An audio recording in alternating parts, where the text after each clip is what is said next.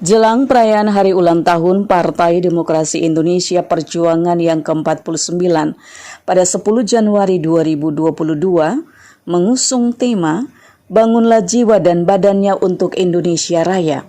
Maka DPD PDI Perjuangan Provinsi Maluku membagi 1.250 alat pelindung diri atau APD bagi tenaga kesehatan di Kota Ambon.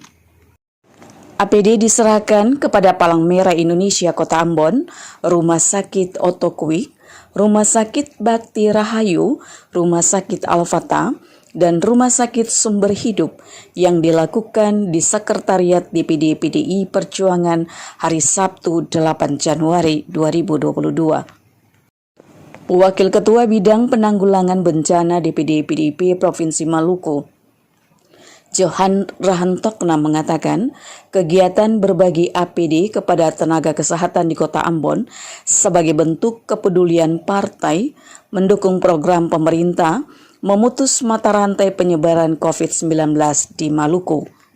Sementara itu, Sekretaris DPD PDI Perjuangan Provinsi Maluku, Ben-Hur Sorswatubun mengatakan penyerahan APD sebagai bentuk tanggung jawab partai bersama pemerintah menanggulangi COVID-19 yang berdampak bagi seluruh masyarakat Indonesia khususnya di Maluku. APD yang diserahkan diharapkan dimanfaatkan secara baik dan dipergunakan tenaga medis dan relawan sebagai garda terdepan dalam penanganan pasien COVID-19 di sejumlah rumah sakit dan PMI di Kota Ambon. Menurut Watubun, kegiatan ini merupakan kerja gotong royong sebagaimana arahan Ibu Ketua Umum DPP PDIP Megawati Soekarno Putri. Dirinya mengharapkan adanya sinergitas dengan pemerintah TNI dan Polri serta elemen penting lainnya. Sementara itu, pengurus PMI Kota Ambon, Rice Rikumahu, mengapresiasi bantuan APD dari PDIP kepada PMI sebagai bentuk perhatian besar terhadap kerja kemanusiaan.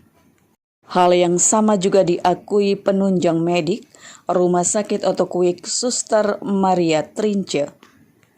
Dikatakannya, kendati Rumah Sakit Otokwik bukan sebagai rumah sakit rujukan, tetapi PDIP sangat peduli atas kerja-kerja kemanusiaan.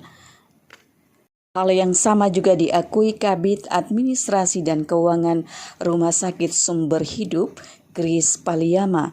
Dirinya mengaku jika bantuan APD sangat membantu tugas pelayanan tenaga kesehatan. 3 hal besar yang kami lakukan. Yang pertama, ulang tahun atau prahut, yang kedua itu HUT sendiri, dan yang ketiga pasca HUT. Jadi prahut itu sudah kita lakukan rangkaian kegiatan dari sejak bulan Desember sampai dengan saat ini, dan Desember itu pembagian sembako, sebelumnya ada vaksin, kemudian pembagian sembako, dan hari ini adalah penyerahan APD, alat pelindung diri kepada rumah-rumah sakit. Ada 4 rumah sakit dan Palang Merah Indonesia. Jadi pilihan kita kepada PMI karena selama ini dalam kerja-kerja lapangan itu PMI begitu konsisten dan mereka melakukan tugas-tugas kemanusiaan, ya, penyediaan darah, tapi juga relawan untuk para pasien COVID-19 itu kayak mereka terus-menerus melakukan itu. Nah, karena itu kita juga harus memberi motivasi dengan menyumbangkan ini kepada mereka. Nah, bantuan ini adalah semata-mata memotivasi supaya gerakan untuk mencegah COVID-19 itu dia bisa menular sampai kemana-mana. Nah, satu hal yang harus kita catat di hari ini, misalkan pelaksanaan vaksin itu, ya, Kota Ambon menduduki ranking pertama, kemudian disusul Maluku Tenggara, Kota Tual, kabupaten yang paling rendah presentasi vaksin itu Seram bagian barat. Kemudian dia naik dari bawah itu Seram bagian timur, ya, termasuk Maluku Tengah itu juga kesadaran bervaksin itu masih rendah. Nah, jadi partai sudah melakukan vaksin tahap 1, vaksin tahap 2. Berikut ini kita akan lakukan lagi vaksin. Ya, bisa tahap 1 dan tahap 2. Tahap 1 untuk yang sama sekali belum vaksin, dan tahap 2 untuk meneruskan yang manakala yang sudah vaksin pertama.